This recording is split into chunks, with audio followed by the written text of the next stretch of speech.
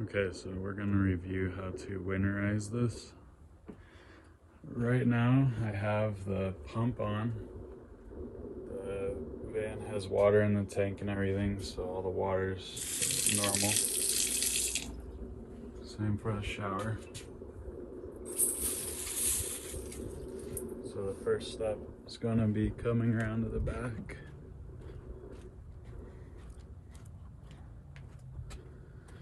And we will go ahead and flip this blue lever back here and drain this main tank. We'll drain right under here. We also want to drain the gray tank, so we will remove this cap. And go ahead and open up this valve.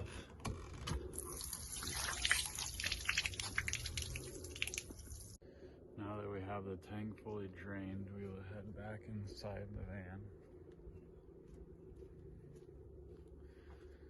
And we will turn on the sink and get all the water drained from it. This is just purging the extra water that's in the lines. Pump's got to be on for this. I'm going to go ahead and go from hot, then switch it forward to cold. And make sure we do this until it's fully drained. We will also do this for the shower.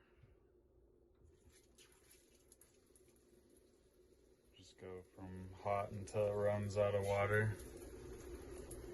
And then when it's out of water, switch it over to cold until it's out. Okay, now you can see when I turn this on, barely getting any water out of here. And same for the sink.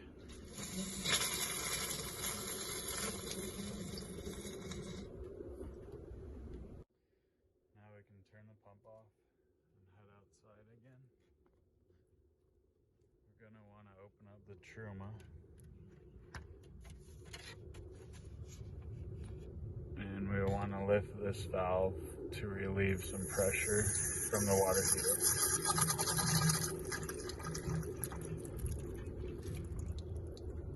Okay, then you can close this.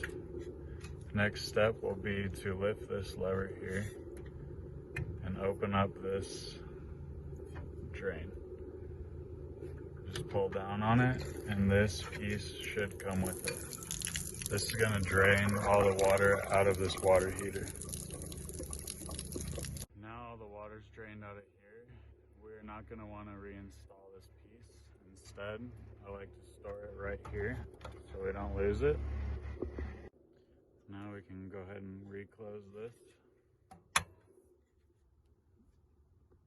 We will put the cover back on the Truma, so we'll be finished with this part and head inside. So this next step is we are just going to bypass the water heater from the main system. When we fill it with coolant, we don't want any coolant going into the water heater. So to do that, we'll go ahead and turn this valve off, this valve off, and then we will turn this one on. So basically that's allowing the water to flow through this pipe and not go through the water heater. Next, we will need to add our antifreeze in the tank. So we'll go ahead and close this blue valve. We will open up our water fill. I'm gonna go ahead and add some coolant in here. To fill the coolant, I just used this funnel. Took about 1.5 gallons to get a good level on the tank back here.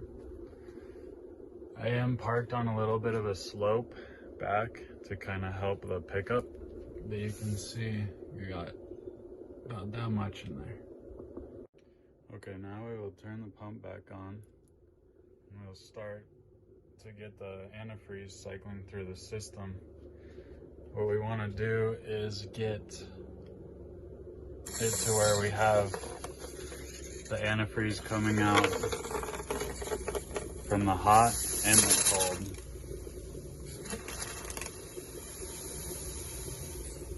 It's gonna get a little foamy when we do this as it's getting water through the line, so go ahead and cycle a little bit each time.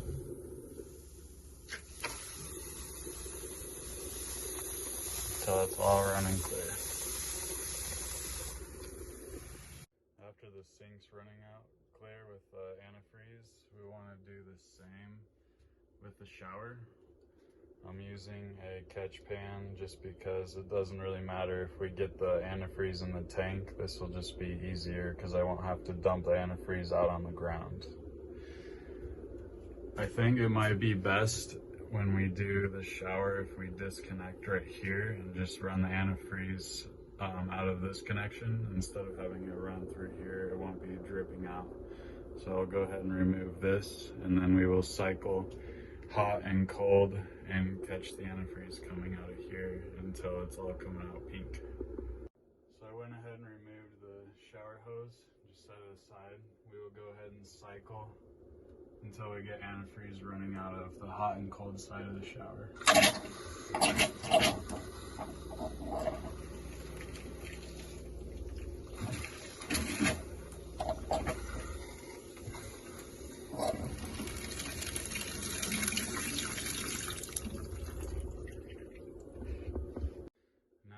Shut the pump off. So now we have the antifreeze running all the way through the sink hot and cold and the shower hot and cold. And also now it's fully running through the pump and everything back here, so this should all be winterized now.